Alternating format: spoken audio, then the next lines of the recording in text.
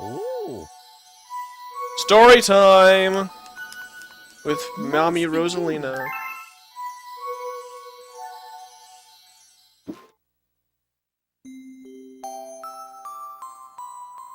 The Celestial Duo. Our story begins a very, very long time ago with a young girl named Rosalina. One day, the girl spotted a rusted spaceship holding a small star child. "What is your name? Are you lost?" the girl asked the star child. Let me bawl my eyes out. "I'm Luma, and I'm waiting for Mama. She's coming for me on a comet," said the star child, who had been waiting day and night. "Don't worry, I'll wait with you," the little girl promised Luma. At nightfall, the little girl borrowed her father's telescope and peered into the sky. She looked and looked, but she saw nothing. Hours turned into days, and then years, but still, the sky revealed nothing. "Josh, this is important! It's story time!" Finally, the little girl sighed and said to Luma, "If we stay here longer, I'll be an old lady soon." But then she had an idea. "Why don't we go out there and find your mother ourselves?" The girl and Luma fixed up the rusty spaceship, and the two set sail into the starry sky. And this is how the search for the Celestial Mother began.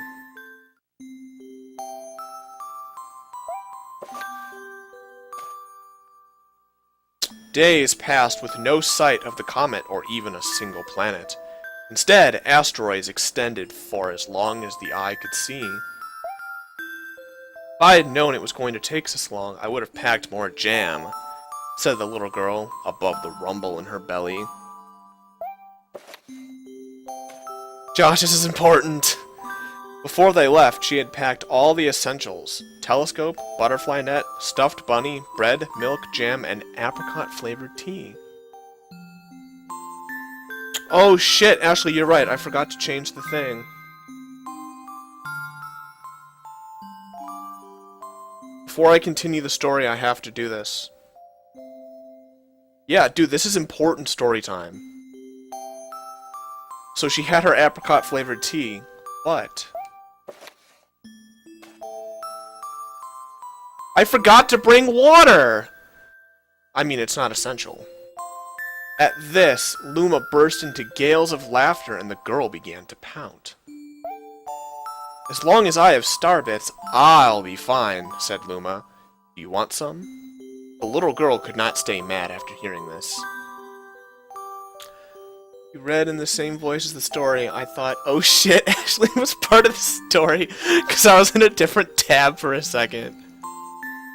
Oh shit, Ashley, said the little girl, and she couldn't stay mad after hearing this. Luma continued to laugh, and the girl could not help but join in. "Alright, maybe just a nibble."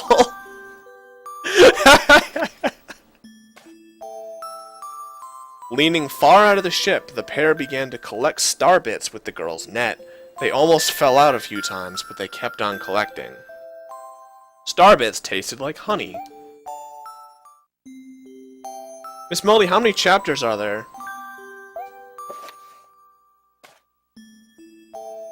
A beam of light pierced through the ship's window.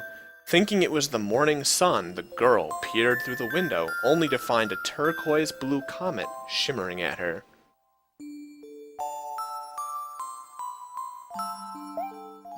The little girl shook the sleeping Luma awake and shouted excitedly, "We have to get to that comet!"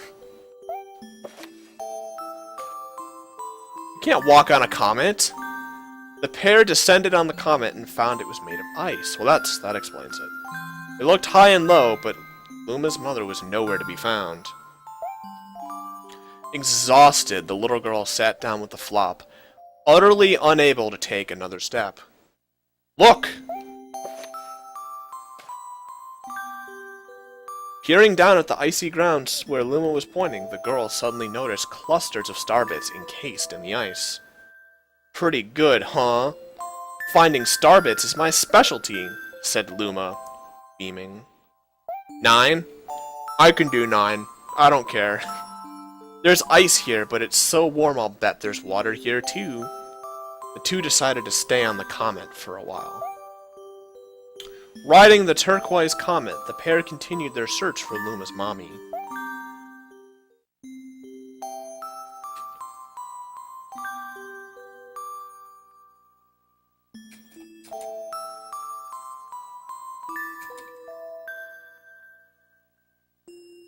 I love story time too.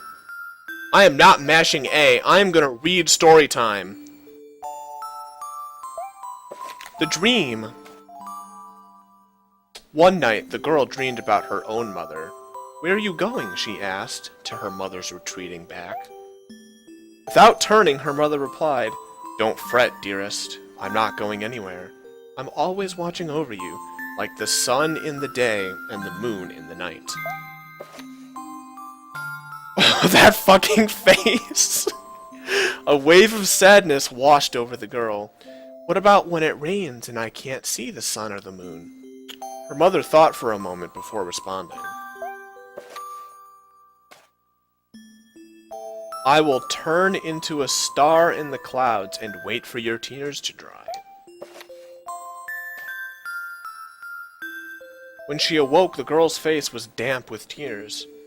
You have starbits in your eyes, said Luma to the girl. Wiping her face, the girl replied, These are tears, not starbits. I'm crying because I'll never see my mother ever again. At this point, Luma began to cry too. Mama! Oh, Mama! The pair traveled through the starry skies, and though they encountered many other comets, not one of them held Luma's mother. Luma was despondent.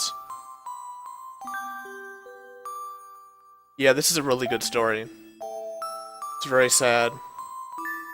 Now, Luma. The rain clouds won't go away if you keep crying, the girl said, giving Luma a squeeze. I'll give you a present if you stop. The girl closed her eyes and said gently, I will take care of you. With these words, she felt a small spark in her heart.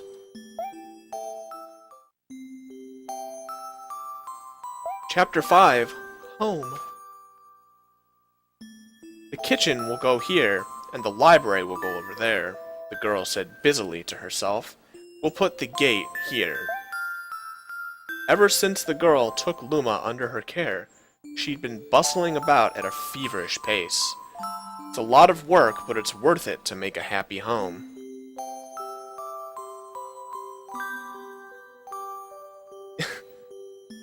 Despondent, in low spirits from loss of hope or courage. You had to Google it. It turned out that starbits weren't the only thing buried in the ice. There were tools and furniture unlike any they had ever seen, and the girl used them to build a home.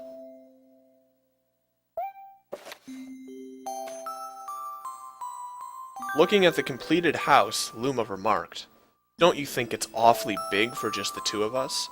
With a library, bedroom, kitchen, fountain, and gate, it was certainly spacious, but still, something seemed to be missing.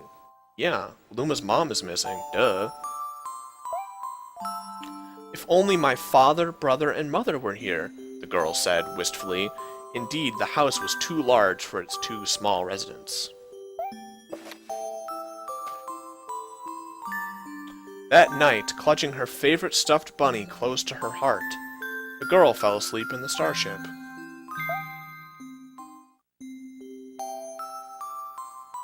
Friends. Then one day, while the girl sat sipping tea, a tiny apricot-colored planet appeared on the horizon. From the planet, another Luma of the same color emerged. Do you two know each other? The girl asked the two Lumas gleefully. Despite the girl's excitement, they seemed uneasy. The two Lumas neither drew closer nor backed away from each other. Instead, they just stared. Then one Luma broke the silence. My mama! At once, the apricot Luma parroted back. My mama! My mama! My mama! My mama! The two Lumas began to dance around the girl frantically, and neither showed any sign of stopping. The girl was so charmed by this adorable scene she couldn't help but laugh. That's when something very strange happened. Suddenly, more Lumas began to pop out from the apricot planet. They were different colors, but they all shouted the same thing. My mama! My mama! The sight of all the shouting Lumas only made the girl laugh harder. What am I going to do with all these children? The Lumas just stared blankly, as she doubled over laughing. I guess we'll have to name each and every one of you. Tomorrow, once she had finished naming them all, she would begin moving all the Lumas into the new house.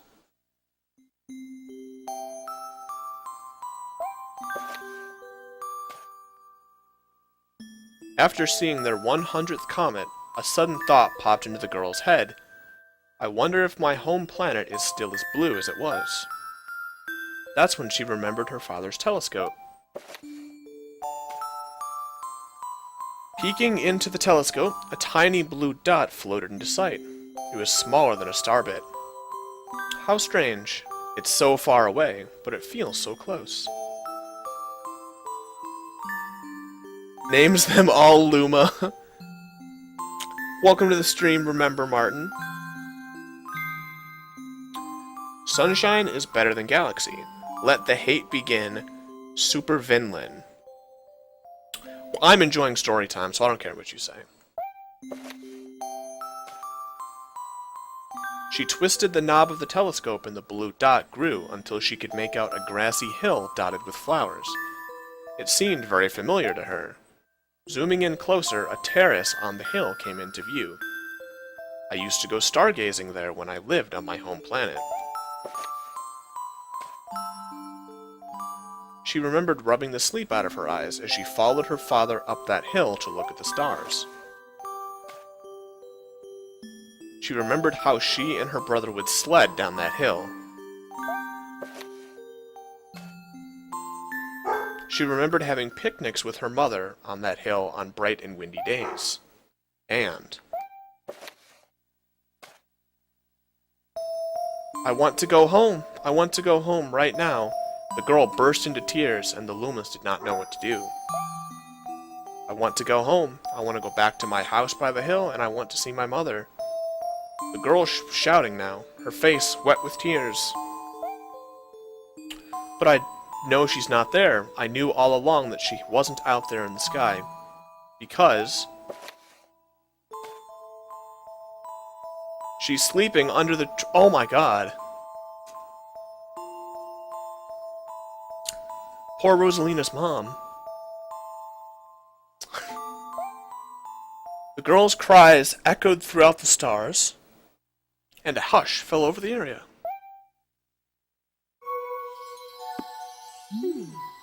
Holy shit.